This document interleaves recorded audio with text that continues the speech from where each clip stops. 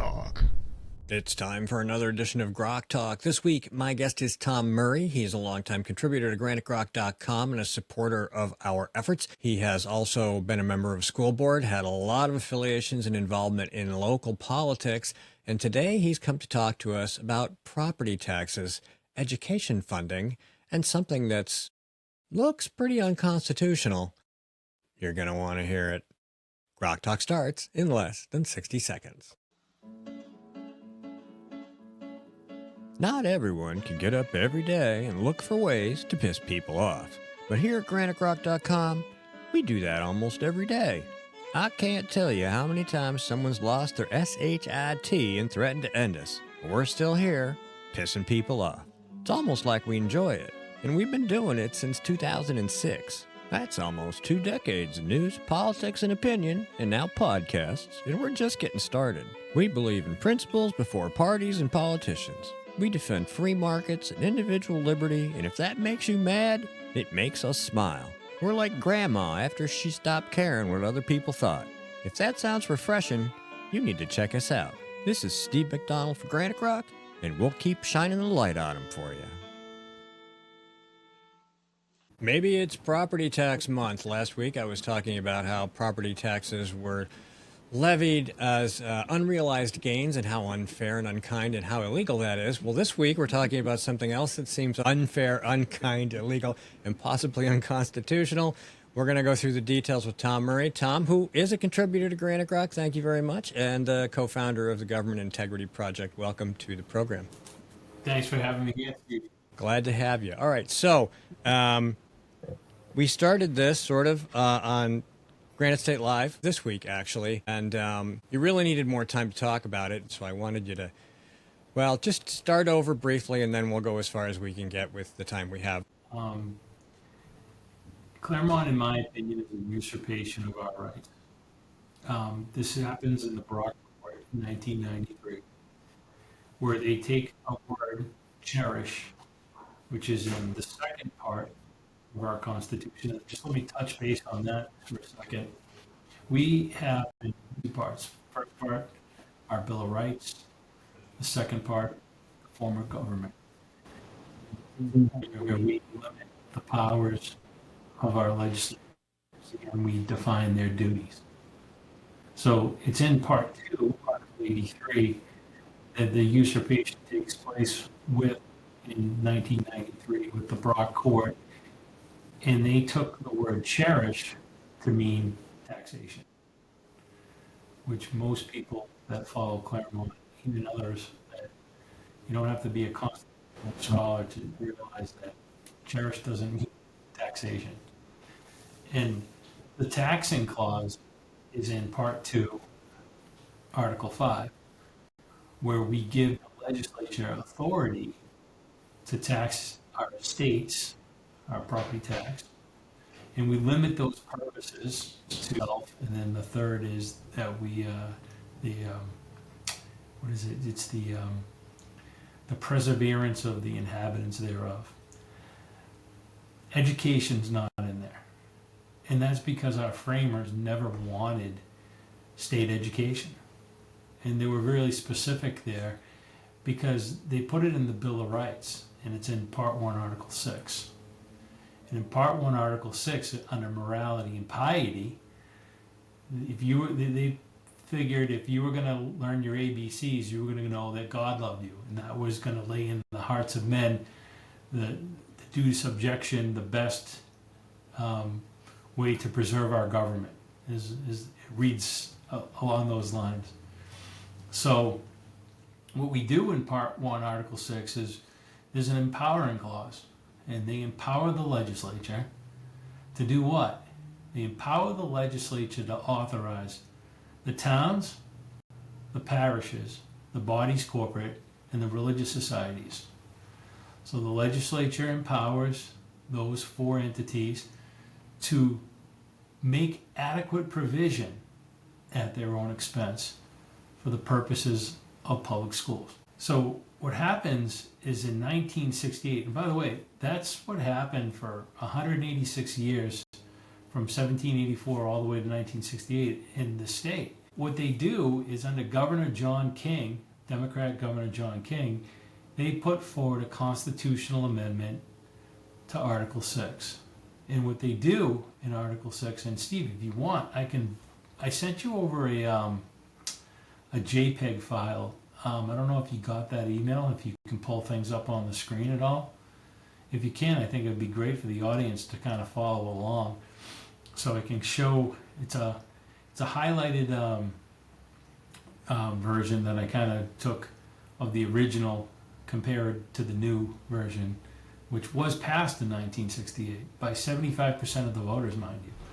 So this happened, and now the new version has really three things, two fatal flaws structurally, and it removed the empowering clause.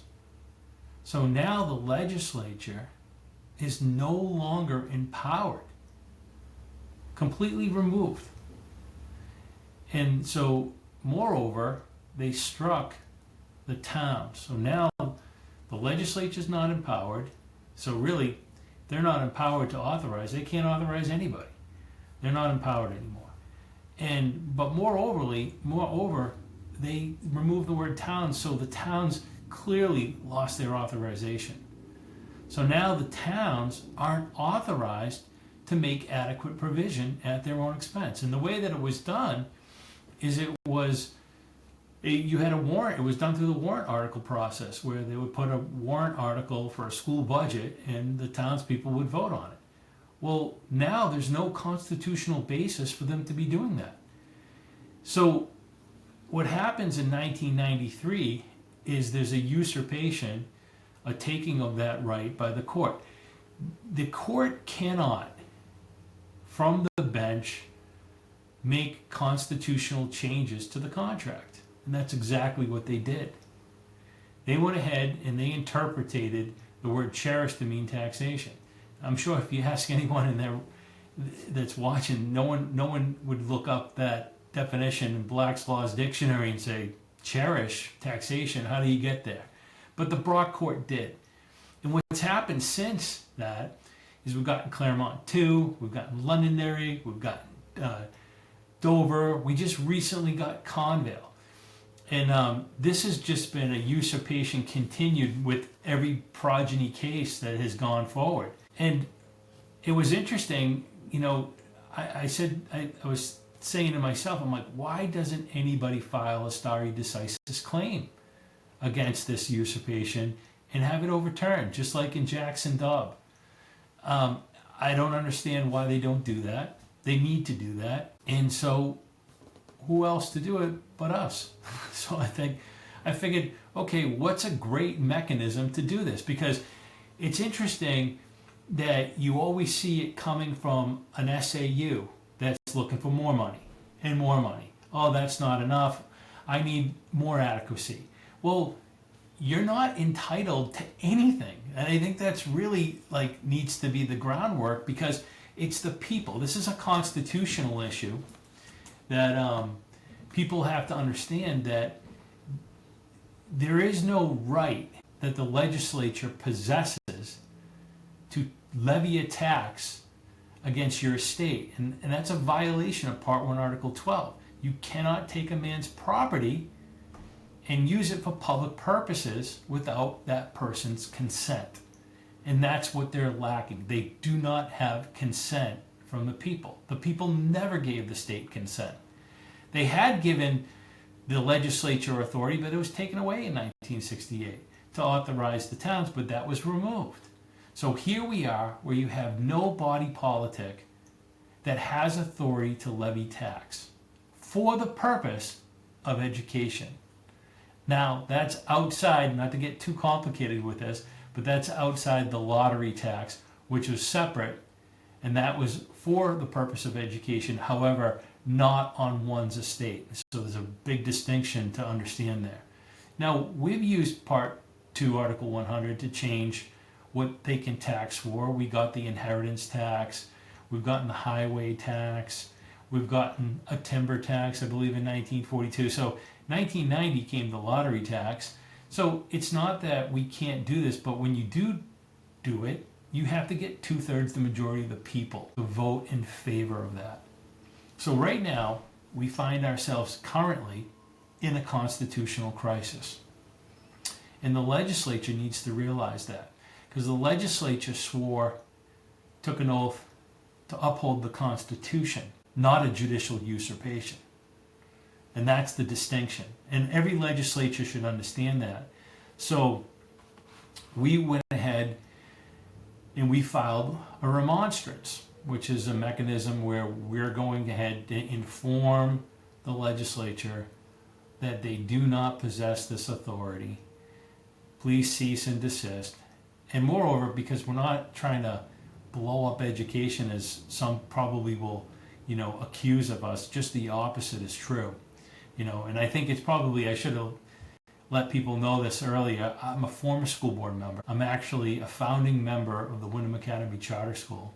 And I also work very close with Wyndham Wood School, which is a school for kids that have learning challenges. So to say that I'm not passionate about education, just the opposite is true. I'm very passionate about education. But I'm also concerned with our educational outcomes that we're currently, not achieving. And that's really something that needs to be discussed and talked about.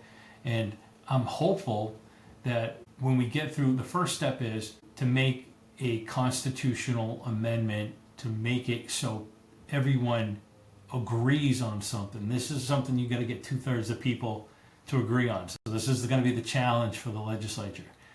But the only way to fix this is through a CACR, a constitutional amendment, a concurrent resolution, in order to fix this. Now, we went ahead, because I didn't want to get accused of this being anti-education.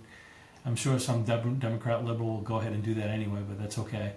I put a CACR through my state representative and in hopes to go ahead and repeal that amendment of 1968, which stripped the town's authorization. At a minimum, put that back in place. If not, then, we don't have it. No body politics can possess this. So what are we going to do? We're not waiting on Concord. We've been waiting on Concord for 30. This usurpation's not going to fix itself. And the courts, quite frankly, are out of control.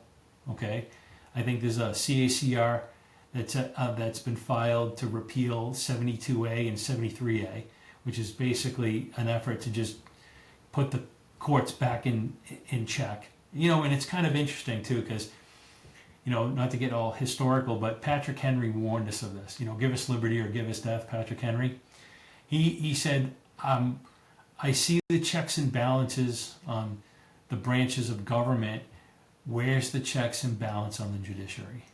And his fear was that we would eventually live under judicial tyranny if that be the case.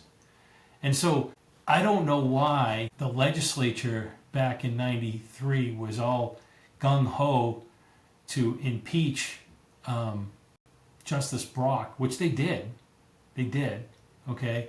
But yet they're not interested in the usurpation continuation, and perhaps maybe by way of example, impeaching Justice David Ruoff. And so if these justices are going to go ahead and violate the clear text of the contract, which I'm referring to as the New Hampshire Constitution, then it's the people that have to step in and fill that gap. And that's what we're going to be doing. So how are we going to be doing it? We're going to be using RSA 7616, which is the abatement statute. And why are we using the abatement statute? Because it's going to do two distinct things. The courts love to do a couple things. What do they like to do? They like to say that you didn't state a claim for which relief can be granted. Okay? That's the first thing they like to say. And the other thing they like to say is, you don't have standing. That's the classic. Just kick you down the road. Sorry, you don't have standing, dismissed. Well, clearly, as a taxpayer, you clearly have standing. Okay? That's Baker v. Carr. Secondarily, you clearly are stating a claim for which relief can be granted for because it's your tax bill. That's the clear, concrete injury. And that's what they don't have the authority to do, and that's a violation of Part 1, Article 12. So what we're going to then do is we're going to file this with their assessors. We're expecting to be denied. It's probably going to go over many of their heads. which is fine. I'm sure they'll get local attorneys, so I'm sure every law firm in the state will get a little cha-ching during this too, so you're welcome. And then we'll wind up appealing to the selectmen. And then I would suspect that this is going to go over a lot of the selectmen's head as well, which is fine. But it's, we're going to go ahead and preserve our rights, and that gets us to Superior Court. And this is where we can go ahead and file a 49122, which is, this is where you lay down the constitutional question. This is where you ask for declaratory judgment. This is where the Superior Court justices, they're either going to get it right or they're going to get it wrong. But either way, I have a suspicion we're going to wind up in the New Hampshire Supreme Court. Now we go to the New Hampshire Supreme Court, this is where, we're going to go ahead and we're going to put a stare decisis challenge.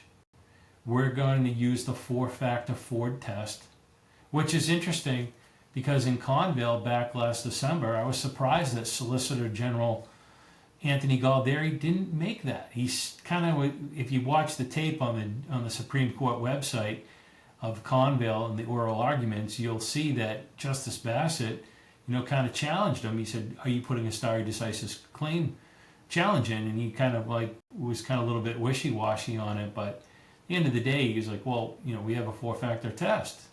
You didn't brief this. It's not in your briefing." So we're going to make that plain, clear as day. Yes, Your Honor, we are challenging Claremont. We 100% are challenging it. We believe this is a judicial usurpation.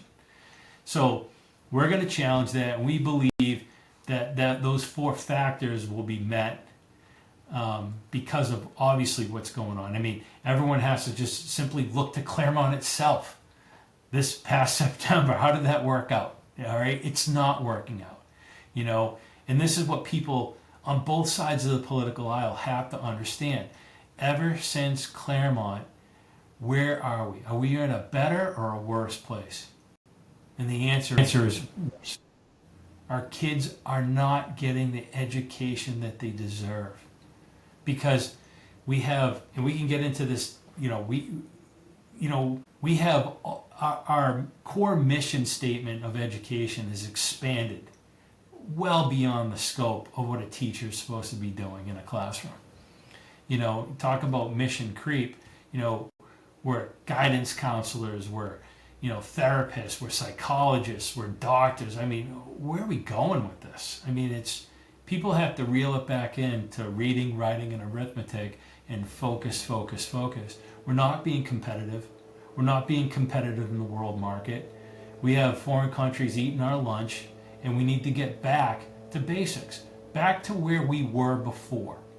I'd like to just take the curriculum from the 1950s and put it right in place. Get those textbooks, dust them off, and it would be a better place to start than where we are right now. And so, this is something that has to be done. And in order for people to come together, which is going to be a requirement in order to obtain 2/3, the majority, this is the type of, metaphorical gun that you have to put to the legislature's head. You have to first make it clear to everybody that you do not possess this authority. And now, people are going to be filing these abatements in the masses. You're going to have an overwhelming amount of abatement requests sent to your assessors. And let that volume speak volumes. Because these are all going to have to be handled, not just at the assessor level, at the selectman level, at the Superior Court level. And then eventually they're going to have to address it. Now, if they get it wrong, then we appeal to the SCOTUS, the Supreme Court of the United States. Now, are they going to grant cert? We don't know. But we're prepared to take this all the way if we have to. We've spoken to some serious attorneys in Washington. We haven't retained anybody as of yet, but we're talking to people that have done landmark cases in education. So we're talking some, really well-rounded, intelligent, very capable law firms, with the expectation that if we do wind up going beyond the Hampshire Supreme Court, that we're prepared ourselves for that fight, and that would be if we're granted cert. Obviously, we don't know if that would happen or not. I guess the point that I'm trying to make is we're committed to making sure that this Claremont decision is overturned, it's rectified, and the letter of the law and the contract itself, the New Hampshire Constitution, and the people's rights are no longer trespassed against, and everything is reinstated to where it needs to be.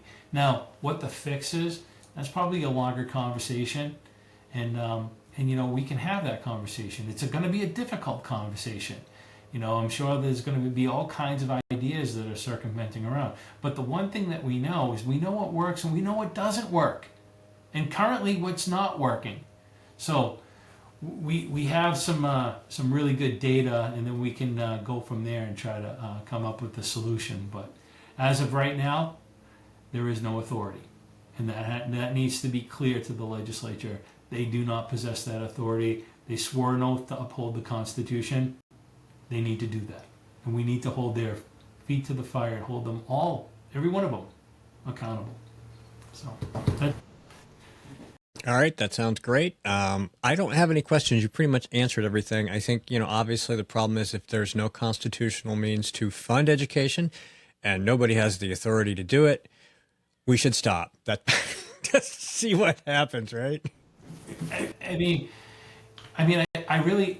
think it's going to be this like watershed moment that needs to happen in order to fix it, and I don't know what the fix is. Is it privatizing education? What does it look like?